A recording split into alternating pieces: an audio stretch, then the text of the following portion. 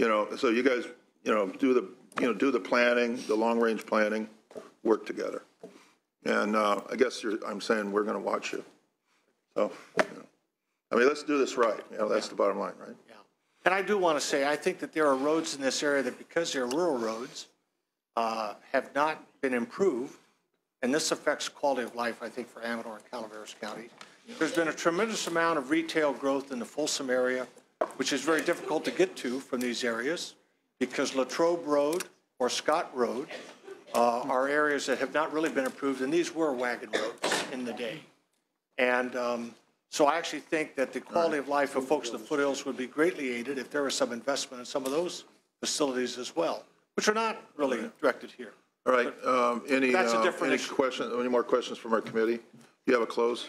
I request an aye vote. Okay. Thank you for this debate. We have a motion with the concept that the CTC further looks at that. Okay. Thank you. We have a motion. Call the roll, please. The motion is do pass and refer to the Committee on Appropriations. Bell. Aye. Bell, I. Cannella. Aye. Cannella, I. Allen. Bates. Gaines. Gaines, I. Galgiani. Galgiani, I. Leyva. Leyva, I. McGuire. Mendoza. Aye. Mendoza, I. Roth. Wojciechowski. 6-0 on call. We'll leave that on call for other members to vote. Thank you very much. Thank you very much. Thank you for your time. Discussion. Thank you. Assemblyman Nazarian, you have the floor. Item 10. Was this Assemblymember Gonzalez here? Okay. Assemblyman, you have the floor. Thank you, Mr. Chair and Senators. This is item 10, AB 643. Go ahead. I'll keep it very brief. Existing law allows CHP to activate a silver alert, which is a notification system that alerts the public when a person who is at least 65 years of age, developmentally disabled, or cognitively impaired has been reported missing. AB 643 expands the silver alert consistent with the amber alert and the blue alert by authorizing the use of changeable message sign to disseminate information when a vehicle is involved in the missing incident. 6 in 10 people with dementia will wander. And AB 643 ensures the state is taking all possible measures to be able to find a missing person. With that, I'm joined by Ms. Lola Young, who is part of the California Senior Legislature. Welcome. I'm Senior Senator Lola Young with the California Senior Legislature. This original silver alert was a proposal from CSL. We think that this is important, and I think this is very important for a very simple reason. I had a personal experience when my dad was still alive. He was approximately my age now. He had never been diagnosed with Alzheimer's disease or any sign of dementia. But after my mother passed away, I had been visiting him, and he was taking me back taking me back home. I noticed that he turned the wrong way, and I asked him where he was going, and he said, "I'm taking you home."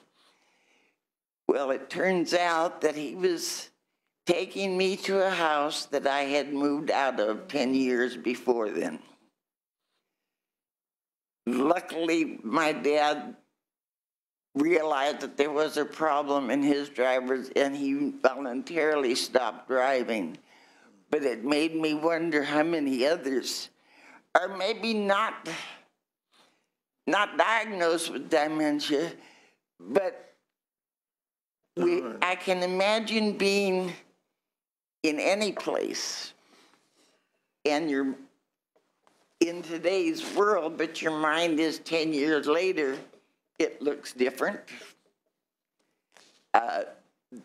Putting this on the road, that sign on the road, would simply make some more eyes, and it would give the highway patrol just more eyes on the road. And I think it's really important we ask for your aye vote. Okay, other questions of the witnesses? Greg DeGere with the ARC and United Cerebral Palsy California Collaboration, the Developmental Disability Coalition, and we support the bill. Daniel Savino, Association of Regional Center Agencies. Our 21 nonprofit members serve over 280,000 Californians with developmental disabilities. One small point to note is that this isn't something that's very frequent. Other efforts to use the Amber Alert system, their topics are far more frequent. We do have these cases that are sporadic but very profound in their potential outcomes, particularly for people with developmental disabilities or mental declines, dementia, for instance. So a small usage, but one that could prevent a potentially very tragic outcome. So strongly in support. I'm Andrew Langley on behalf of the County of San Diego. Thank you. Other witnesses to support? Do we have opposition? Okay. Do you have any questions?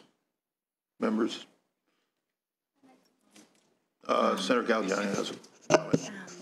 I've done a lot of work with missing persons over the last several years, and I was particularly struck about a month ago when I was at an event that was held by the Association for the Deaf and Hard of Hearing, and there was a little girl who was lost, and her parents, as it turned out, were deaf, and she wasn't learning the language skills quite as much as other kids her age because her parents were both deaf. And so when she was lost, she was unable to speak to the coordinators at the event to express to them that she couldn't find her mother and father. And when they asked her name, she didn't express anything to them. So it really struck me then, and I see the similarities now, that if you have individuals who are lost, can't find their way back, don't know how to express the problems that they're having in getting home and back to their family, I can see what a tremendous challenge and recipe for disaster it could possibly be. So I'm pleased that you're doing the bill, and thank you for your work on it, and I will be supporting the bill today. Thank you.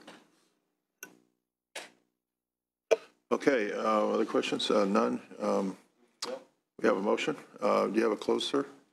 I just respectfully ask for your aye vote. Thank you. Okay, thank you. Call a roll, please. The motion is due pass and refer to the Committee on Appropriations. Bell? Aye. Bell, aye. Canella? Aye. Canella, aye. Allen? Bates? Bates, aye. Gaines? Gaines, aye. Galgiani? Galgiani, aye. Leyva?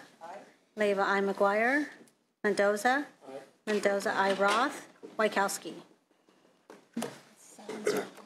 7-0, it's on call. We'll wait for the absent members to vote. Thank you so much. Let's see, I see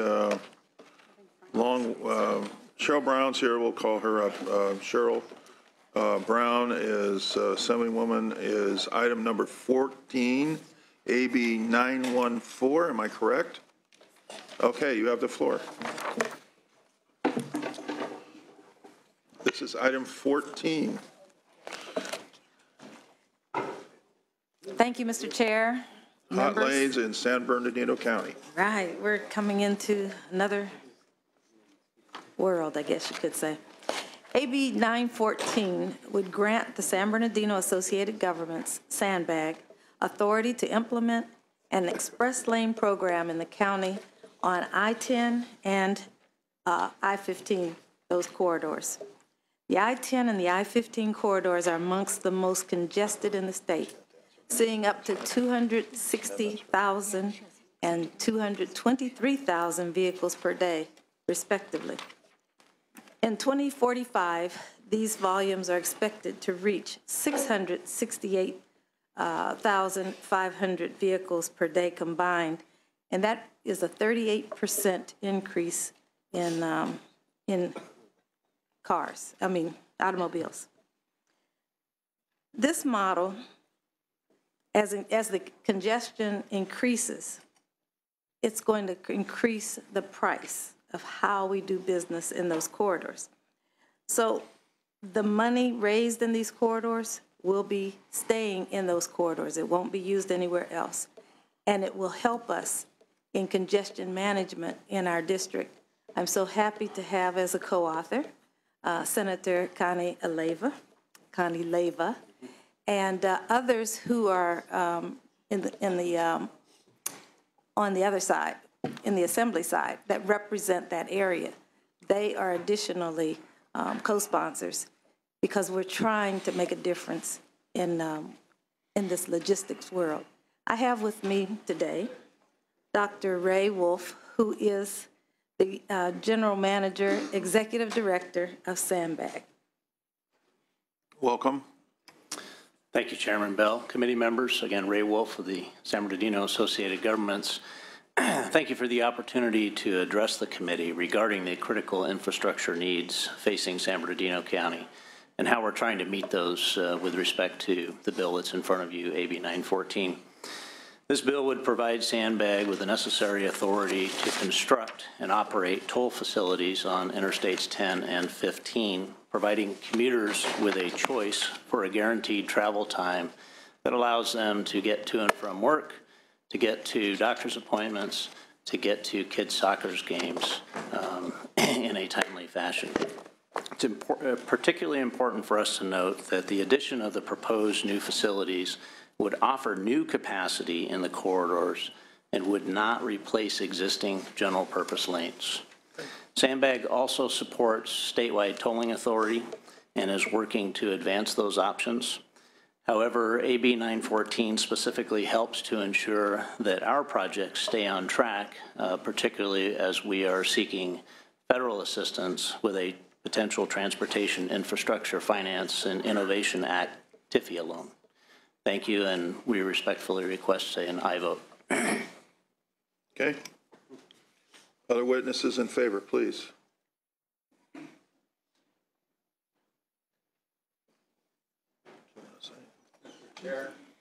Mr. Chair, members of the committee, Anthony Gonsalves, representing the city of San Bernardino in support of the bill. I personally spent a lot of time on that 10 freeway going east and personally would support it. Thank you. All right. Other witnesses? Jeff Severs on behalf of the California Asphalt Pavement Association and its 300-plus members, also in support of this bill. Thank you. Thank you. Do we have witnesses opposing the bill? I see none. Questions from the committee or statements from our committee members? Senator Leyva, of course. I just want to thank Assemblymember Brown for bringing this forward. We have a lot of congestion in the district. This is a small step in the right direction, and we look forward to doing this and much more in the future. Thank you, Assemblymember. Thank you. Do we have any other questions? Do we have a close? I respectfully ask for your aye votes. Now, can I ask you, just for the record, that's with aye vote with the amendments. Did you accept those amendments? Yes, yes, we accept the amendments. Most definitely. Can we have a motion to approve it with the amendments? The motion is due pass as amended and refer to the Committee on Appropriations. Bell? Aye. Bell, aye. Cannella? Aye. Cannella, aye. Allen? Bates? Gaines? Aye. Gaines, aye. Galgiani? Aye. Galgiani, aye. Leyva? Aye. Leyva, aye. McGuire? Mendoza? Aye. Mendoza, aye. Roth? Witkowski? 6-0, that'll be on call. Thank you. Item 3 is AB 210, Michael Gatto. Michael Gatto's here. And you have 2 items, correct? And you have also item 9? That's right. So would you like to proceed with item 3 first? Yes, Mr. Chairman. Okay, and then we'll go to item 9. Thank you. Thank you very much. You have the floor. Senators, there's a couple things as a proud Southern Californian that you will never hear me utter. The first one is go Giants. The second one is that Northern California does it better. But on Assembly Bill 210, I have to. That was cruel. I have to. On Assembly Bill 210, I have to modify the second one a little bit and say that Northern California does do one thing better, and that is they manage their freeway resources quite a bit better than Southern California. One of the things as a Southern California boy that I was struck, oh, wow. That hurts, Mr. Chairman, that hurts. One of the things that struck me when I got elected was driving the freeways in Northern California, noticing how the carpool lanes up here are flexible lanes. That has 2 ramifications. The first one is If there's a backup during off hours, people can get into that carpool lane and it becomes another lane of the freeway that they can use. And the second ramification is that study after study has shown that these type of lanes are safer. When a car in the leftmost fast lane is expecting that people will go in and out of the carpool lane, they drive a different way. And study after study has confirmed that. Yet in Southern California, most of our carpool lanes, in fact, all of them except for one stretch in Orange County, are these big, double yellow, triple yellow striped lanes that do not allow flexibility. So that has two ramifications. First of all, a lot of our constituents have non-traditional commutes. They might work in the film industry. They might work in any industry that requires them to work from, say, 11 a.m. to 2 in the morning. They cannot take advantage of ride pooling, ride sharing, because there's nobody else going the same direction that they are at the same time. And secondly, when there's a late night accident, and accidents do not discriminate against time of day, those right lanes often get clogged up, and then the carpool lane lies vacant because nobody can go in it. Now, of course, in Northern California, the lanes are more flexible and people can do that. So Assembly Bill 210 would create a minimum year-long pilot project to require Caltrans to study the possibility of flexible HOV lanes on one stretch of the 210-134 freeway in Southern California.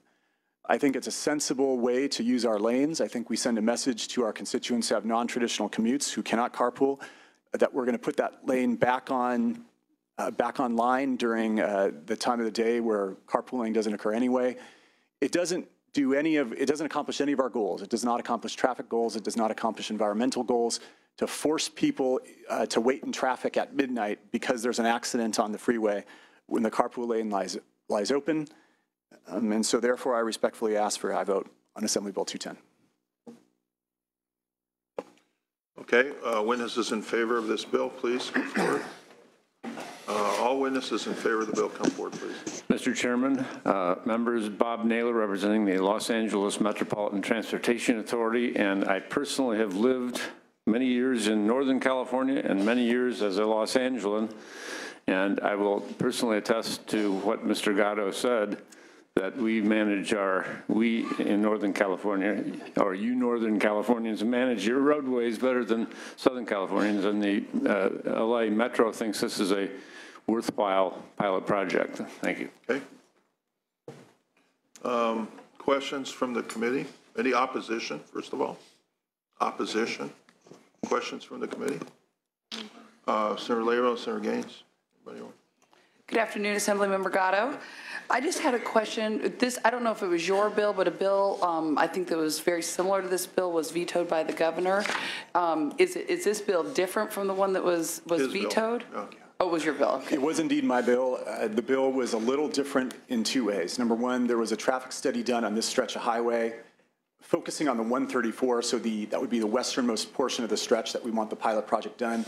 That did indicate exactly what we had intuited, which was that this stretch of highway is patronized by a lot of people who have non-traditional commutes, and the carpool lane is often completely vacant, and yet the portion of the rest of the freeway is very narrow.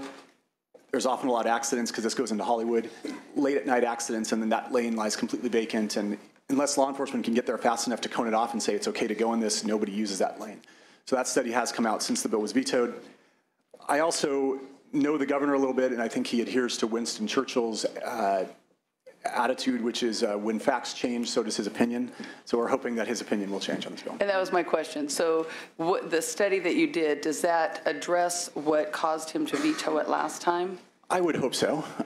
Never can speak for this governor or any other governor, but we believe that the data backs up the need for this bill. Thank you, sir. Thank you. Senator Gaines? Yeah, I wanted to thank you, Assemblymember Gatto, for bringing this forward. I just like the idea of providing a little flexibility. It is a study, so we can take a look at it and see what the results are at the end of the study. There was a bill, I think, that came through recently, a couple of years ago, by Assemblywoman Ma, that addressed some HOV issues and how to operate that in a more efficient way. So applaud you for bringing this forward.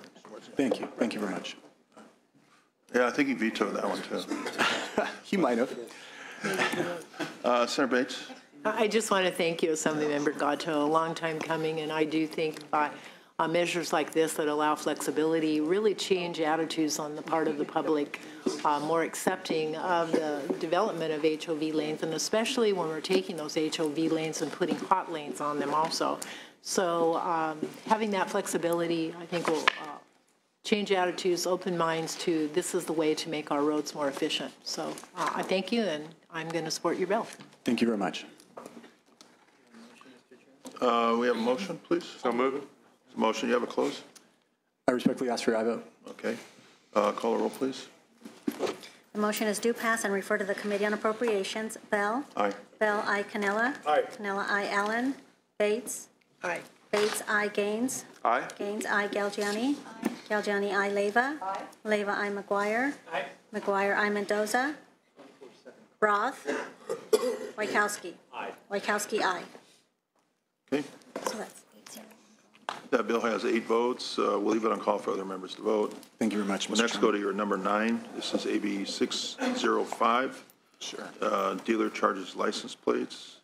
Sure. So this is Assembly Bill 605, and this is a follow-on measure to Assembly Bill 1215 by Mr. Blumenfield, which passed in the 2011-2012 timeframe. And I know that I look out at this dais, and I know that many members were in the Assembly or the Senate when Mr. Blumenfield's bill was going through, which had to do with bringing the way in which dealers transmit title documents when someone purchases a vehicle to the Department of Motor Vehicles. And what that bill did, Mr. Blumenfield's bill, and I remember it vividly because I was sitting on Transportation Committee when this happened, the electronic vehicle registration process was represented not as a new fee that this legislature was putting on consumers, but just a recoupment of the costs necessary to run these EVR programs. And that's the way that this fee is represented to people who go and purchase a vehicle. When you purchase a vehicle, you get this very long contract, and every line item is something that a lot of people ask about. And with this EVR fee, people typically ask the dealer, well, is this something that, is this something that is mandated by the government? And dealers often answer, yes, this is something that was passed by Sacramento. And the purpose of this fee is to cover the costs and some additional things for companies to transmit the registration to the DMV electronically. Now, we've been hearing about those that there have been some kinks in the manifestation of this program. You have some companies that have been larding up these fees with other charges. They are charged to the consumer, and they are represented to the consumer as necessary parts of the electronic vehicle registration fee. But in reality, they are going to other things. And so it's a bit misleading, and it's not what this legislature intended. This bill would fix it just by giving the Department of Motor Vehicles the authority to look into these fees and to make sure that they are what the legislature intended them to be, which is just a fee to recoup the costs, not something to bundle other products with, not something to engage in any other practices that we would think would be a bit misleading. And I respectfully ask for your aye vote. Okay. Questions of our committee? No questions. Speakers in favor? Thank you, Mr. Chairman, members. Mark Whiteman on behalf of Motor Vehicle Software Corporation, a California-based company with 150 employees that does these services on behalf of dealers. We were there at the beginning when AB 1215 was enacted. It was very clear to us that this was a pass-through of electronic vehicle registration costs and services, nothing more. We are in that marketplace now. We think it's something that's important to maintain the integrity of that fee. We have public-private partnership with the DMV. It's working extremely well. Because of this program, people are getting their license plates and their stickers in a matter of days from when a dealer hits that send button to the DMV. That's in stark contrast to before this program was around when it took 6 months or so. So it's a great program. Maintaining the integrity of consumer fees is important for that program, and for that reason we support. Okay, other witnesses, please. Thank you, Mr. Chair and members. John Doherty on behalf of TechNet. We are supporting the bill because as TechNet and an association that represents the leading technology companies across the world, we view this as a very good example of a public-private partnership where technology comes in, benefits the consumer, and benefits the government as well. And that this bill is a simple effort to make sure that the transparency and simplicity of the program stays in place and it continues to be a success story. So we are pleased to be here on behalf of a successful project and respectfully ask for your aye vote. Okay, other witness, please. Yes, sir. Yes, sir. Mr. Chairman, members, my name is Scott Foles. I'm here on behalf of American Driving Records, Inc. ADR is a first-line service provider in this program, and we're pleased to support AB 605. We think it's a common-sense bill that both protects consumers and helps preserve the integrity of what has been remarkably successful electronic vehicle registration program here in California. Thank you. Thank you. We have other witnesses in favor. Seeing none, we have opposition. Welcome. Why don't you have a seat? Do you have a question? Okay. Welcome. You have the floor. Thank you, sir, Mr. Chairman. My name is Gene Urban. I represent two of the competitors of the two witnesses who just testified. I will try to be brief, but I'm also going to be pretty blunt. I don't think this bill has anything to do with consumer protection. It has a lot to do with unfair competition in the marketplace. It's with great reluctance that I make that assertion, but nevertheless, we make it. The fee is established by the DMV. It's $25 passed through from the first-line service provider to the dealer, who then charges the consumer without any markup. $4 goes to the DMV for a total of $29. Everyone charges the same amount. There's no larding up of the fee. There's no embellishment, there's no exaggeration, there's no inflation. Everyone charges the exact same amount. What the purpose of this bill is to promote one business model over competing business models. If you're truly interested in reducing the price to consumers, reduce the fee in statute today, or direct the DMV to do it. This is the most circuitous, serpentine way of reducing a fee I've ever detected in my 35 years here. The DMV is going to go audit my client's books to determine whether they're charging $25 instead of $24. Really? We offer a portfolio of services. Our competitors offer one. We price on the basis of a lot of things, Mr. Chairman, all of them perfectly legitimate. Duration, volume, whether you pay on time or not. Sometimes there's discounts, sometimes there aren't discounts. If you think this bill is going to lead DMV to tracking our books all the way back to the charge authorized by DMV, you're sadly mistaken. It's a fool's errand. Last week, one of our clients, DealerTrack, was purchased for $4 billion by a global enterprise. You are now asking DMV to do a global audit to find the extra alleged dollar. It doesn't exist. Everyone charges the same fee. We've offered amendments to Mr. Gatto repeatedly to try to maintain the integrity of the program and not disturb the program. This isn't about maintaining the integrity of the program. This is about disrupting a competitive marketplace in which some companies may be doing better than others. And some of those companies are resorting to legislation to preserve that which constantly changes, Mr. Chairman. The world changes. The economy changes. As this gentleman should know, computerization takes over. We just had an investment of $4 billion in the California economy to make things more efficient and more economical. We can probably reduce the price right now if you instruct DMV to do it. Ironically, the $25 rewards the least efficient. It may cost them $25. It may only cost us $20. Why would you inflate it? Maybe we should let the fee be competitive. We'll take our chances under those circumstances. We are opposed to the bill unless amended to preserve the existing marketplace, not to disrupt it. Thank you. Thank you very much. Other witnesses' opposition? Questions from our committee? We have one right here, Senator Canella. Senator Wachowski also. Mr. Gatto, is the DMV here today? I do not believe so, but we have worked with the DMV at every stage in this bill's. Oh, they are here. Okay, DMV is here. All right, Mr. Chairman, I'd like to ask a question of the DMV representative, if that's okay. Yeah, is anybody here from DMV? No, wait a minute. Yes, sir. And can you identify yourself, please? Welcome. Senator, you have the floor. Good afternoon, Mr. Chair, members. Patrick Barrett with the Department of Motor Vehicles. Our department does not have an approved position on the bill, but happy to answer any questions you may have.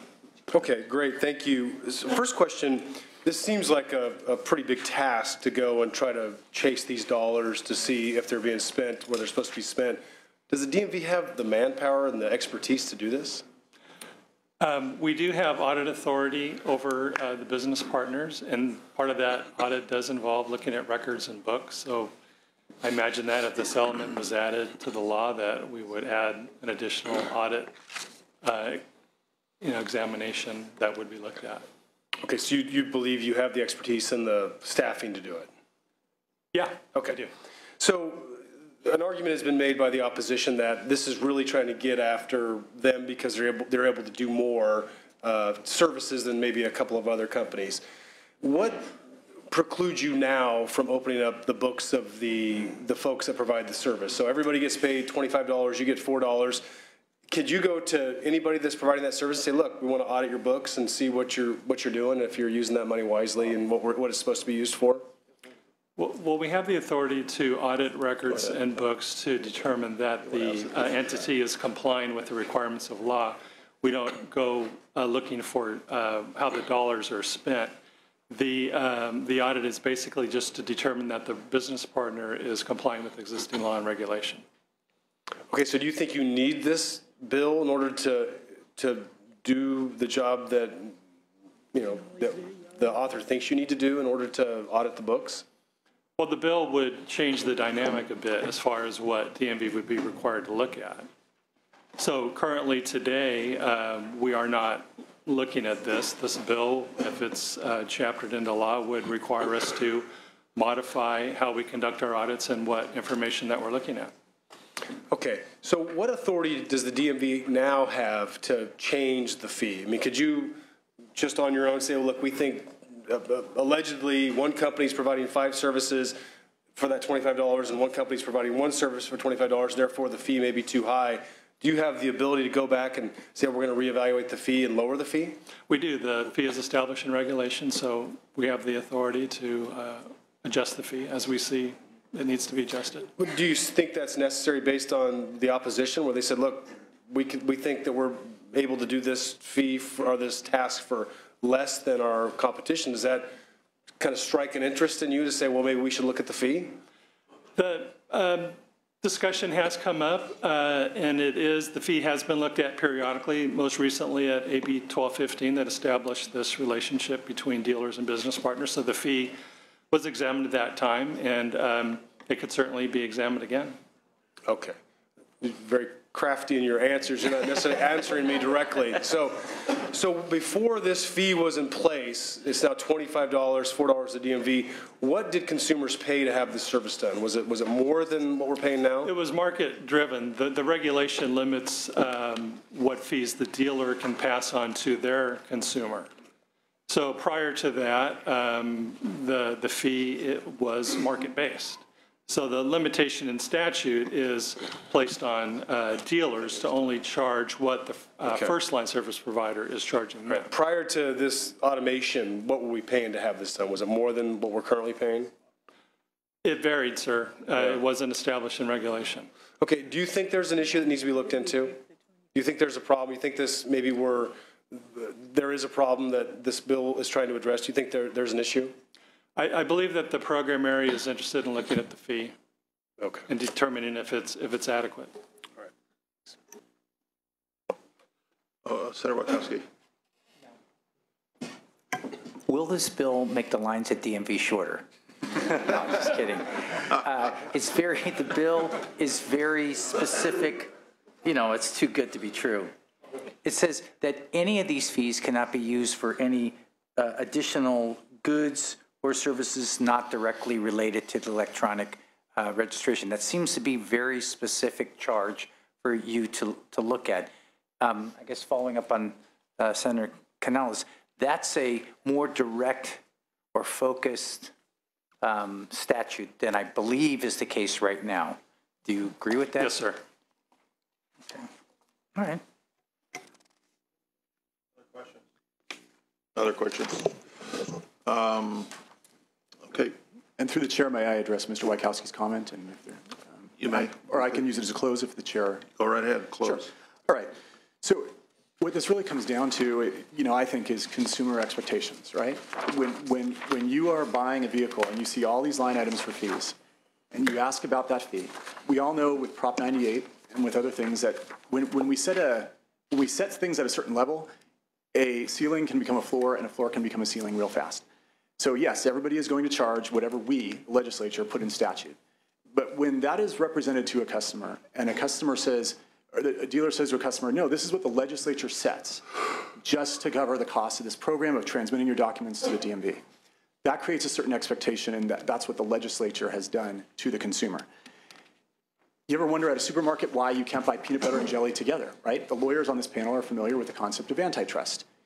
If you had a wealthy peanut butter manufacturer saying with every jar of peanut butter you get a free jar of jelly, we would soon not have a jelly industry in the United States of America. They would put them all out of business. And that's why that is not allowed. And here we have a program where we're just saying in statute that you cannot put in this fee all this other stuff to subsidize a business, to give away for free, or to tie other products so that the dealer buys other products, and then represent to the consumer that this is a fee that the legislature mandated, to cover costs. And I think that is very consistent with what all of us voted on the first time that Mr. Blumenfield's bill went through the legislature. And I would note that, you know, we certainly don't owe an obligation to former colleagues when they leave the legislature to help them effectuate the intent of their law, but Mr. Blumenfield is in support of this bill. I think it more closely effectuates the intent of what consumers are to expect from a fee like this that the government does set. I ask for a vote. Mr. Chairman, I'll make a motion, but before I do, I would just encourage the DMV to look at the fee. So if you haven't looked at it in a while, I would look at the fee to see if we're charging too much, because if one company can allegedly do more services for that, I think it needs to be looked at. So with that, I move the bill. No other questions. Call the roll, please. The motion is due pass and refer to the Committee on Appropriations. Bell? Aye. Bell, aye. Canella? Aye. Canella, aye. Allen? Bates? Gaines? Gaines, aye. Galgiani? Galgiani, aye. Leyva? Leyva, aye. McGuire? McGuire, aye. Mendoza? Mendoza, aye. Roth? Wachowski? Wachowski, aye. So that's 8-0. We got 8 votes in favor, and we'll leave it on call for other members to vote. Thank you. Thank you very much, Mr. Chairman.